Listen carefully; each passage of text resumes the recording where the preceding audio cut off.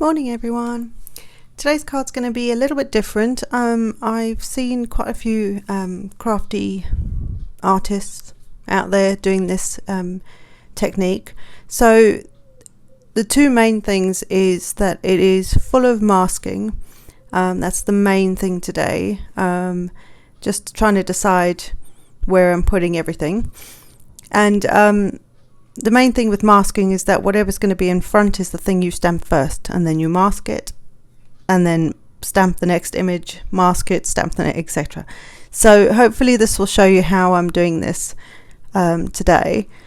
And I also decided to do something a little bit different for me, and I pulled out my Copic markers, which I'm going to use in a completely different way than I would normally use them. I mean, I'm still colouring with them, but in a much bigger format. And you'll see, I just basically am using Copic markers to colour this entire panel. So to create this scenery, this fun sort of beach scenery.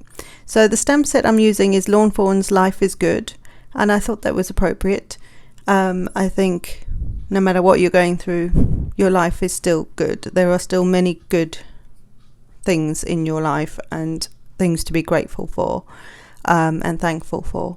So I just thought this was quite apt on this particular day, so that's why I decided to use it. And also it's a fun stamp set for summer cards or beachy cards, anything like that. So it's a very cool set to have. So here I'm just masking, I've done my little crab there, and I'm just masking up the sandcastle, that's the word. And I'm just going to be putting a mask over this as well. I'm basically masking everything on this, or just about everything on this, so that I can colour the background in and create this sort of ocean beach scene. And so every mask layer that I'm doing, I have to think about where that when I pull the masks off, where that image is going to be. So that's what I'm sort of trying to figure out here. So here I have to stop and cut the palm tree out so that I can actually put that onto the onto the layer. So there's a lot of masking in this particular card. So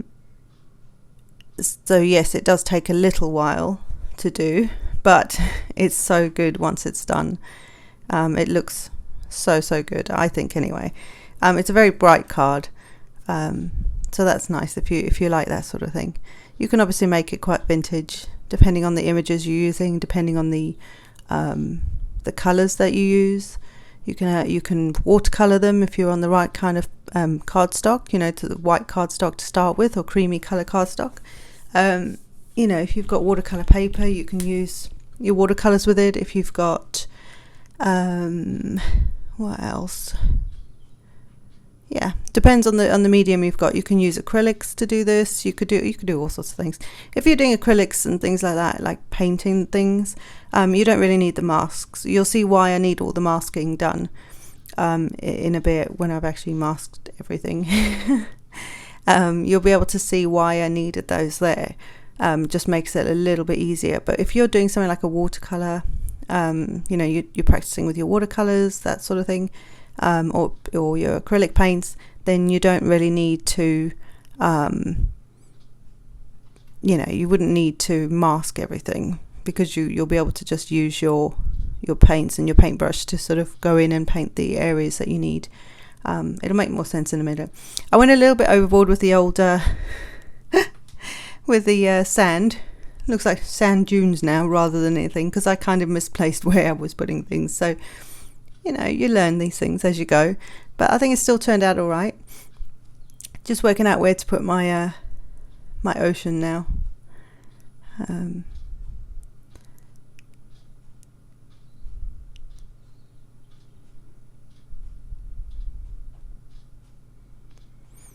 I've got a few birds as well, and I always think odd numbers work better for anything. So obviously I've got 5 in total, so that works for me. And I also decided that I need another bit of ocean over there. It was just like this blank space that just didn't make any sense to me anyway. So yeah, and then I'm just trying to place my shells. Now the shells, I didn't bother too much with the masking thing. I just kind of put them on, and then you know, like you'll see a different kind of masking. I just sort of used the edge of a post-it just to try and get my what's it called, starfish, that's the word, to put the starfish on. So and that's just easy masking. It's really quick masking. You can do that with a lot of things as well, if you don't want to actually completely mask off the areas. And also they're really small, so when I come to colouring it in, you'll see that it's actually quite easy. You have to go a little careful, but it's quite easy to actually you know, colour around it. And then I decided that my sentiment was just going to go on this part of the front, you know, the card. The whole thing is completely flat, and I think that's what makes things like masking really, really good. Is that when you're done with it, the entire thing is flat. So postage is easy, bit cheaper, but it's also it makes it's a different look. You know, if you want lots of dimension, then go for it. But sometimes I like to do things where they're just like, they look a little more simple, but they you know, there's still a lot of effort that you put into them, and there's a lot of time that goes into it. Like this video, I know is however many minutes long it is, but it took me a little while to do this because you're colouring each layer. You're sort of adding, like I used 3 colours for each of the you know, to get the background. So like my sunset sort of colours here, some Copic markers. I just used 3 shades of the orange and sort of yellowy colours, and then while that's drying, because bear in mind it's Copic, it needs a little bit of time to dry, I thought I'll do the sand. So again, I came in with 3 shades of it, and I just layer sort of darkest to lightest, and that works for me. And I actually used the chisel tip, which for this particular thing worked really well because it was a bigger area, so it just covered much quicker. Although I'm using the other end now, I'm using the brush tip now, thinking it was going to be better, but actually the chisel tip worked. I found it worked better for this sort of larger area of colouring. So and also around the seashells and the starfish, you just have to be a little careful, because like I say, I didn't bother masking them off because I thought they're small enough that I can sort of make my way around them, rather than all the other ones you can just go over the masked areas, and it's, you know, it's fairly straightforward and quite simple to do.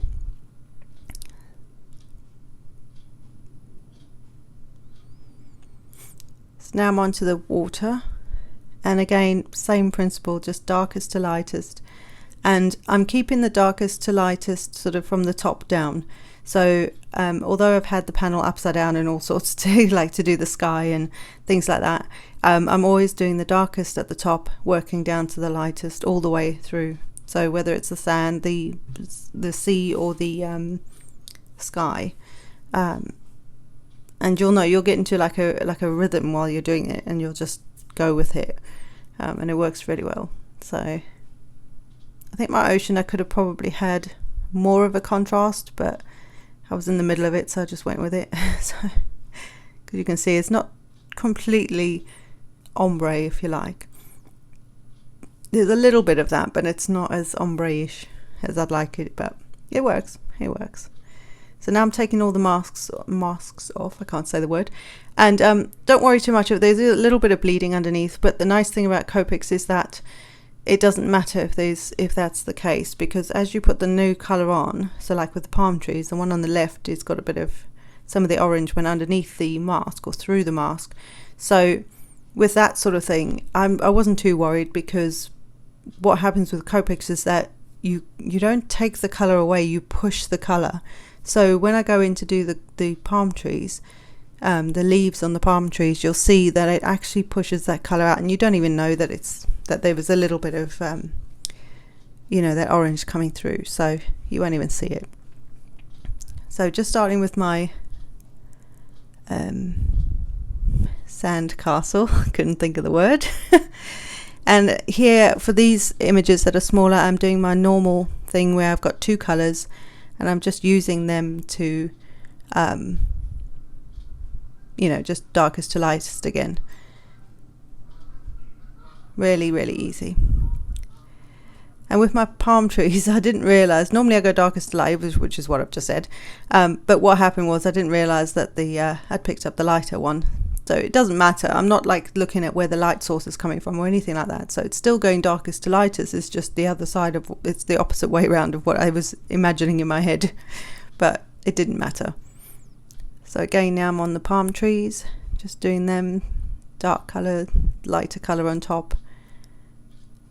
And I quite like it when there's quite a big contrast, and once you blend, you'll find it'll work. That's the neat thing about a like a Copic marker or an alcohol marker. These are Copics, but you know, if you've got Pro markers or trying to think who else. Oh, Tonic Nouveau, they have their own set. I have a few of those actually. They're quite nice because they come in a set of 3 and they are made so that they're darkest to lightest. So that's quite handy if you're not sure what to do. With reds, just be careful because reds tend to want to bleed everywhere. Ironic, I know, the colour. So just be a little careful with them. And here I've got, I think my camera cut out, which is why it's sort of suddenly I'm over here. But I've got a Stampin' Up! Early Espresso card base, and it's 11 by 4 1/4 folded at 5 1/2, and I'm just going to stick this flat onto the card. And that's pretty much the card. So it's super easy. Here, put it in normal motion, like, you know, like a normal person, and you can see it's completely flat. There's no dimension at all, but there's so much character going on in the card, and I think it turned out pretty cute. So I hope you like this card. I hope you give this a go, and yes, life is good. Remember that. No matter what you're going through, there are still things to be grateful for. I hope you've enjoyed this. I hope you subscribe and like the video. That lets YouTube know that you want to see more from me. And don't forget to hit the notification bell if you want to see more as well. I'll see you in the next one, guys. Bye!